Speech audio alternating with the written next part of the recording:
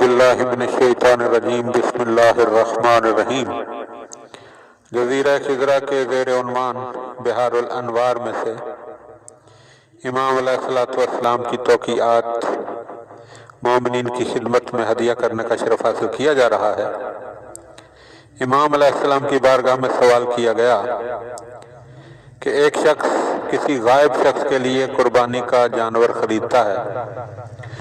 اس شخص غائب نے اس سے یہ کہا تھا کہ تم میری طرف سے منا میں قربانی کر دینا، لیکن جب اس شخص نے قربانی کا ارادہ کیا تو اس شخص غائب کا نام بھول گیا اور قربانی کے بعد اسے یاد آیا،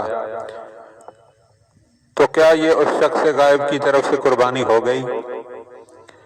تو آپ علیہ السلام نے ارشاد فرمایا اس کے جواب میں کہ اس میں کوئی حرج نہیں، اس شخص غائب کی طرف سے قربانی ہو جائے گی۔ پھر سوال پوچھا گیا، ہمارے ہاں کچھ مجوسی جلاہے کپڑا بننے والے ہیں جو مردار کھاتے ہیں اور غسل جنابت نہیں کرتے، تو ان کے بنے ہوئے کپڑوں میں بغیر پاک کیے ہوئے نماز پڑھی جا سکتی ہے؟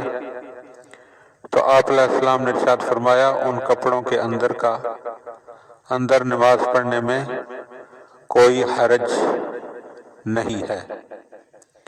دعا ہے کہ خداوند عالم ہمیں مولا علیہ السلام کی معرفت نصیب فرمائے اور امام کی زیارت کا شرف نصیب فرمائے۔ اللہم صلی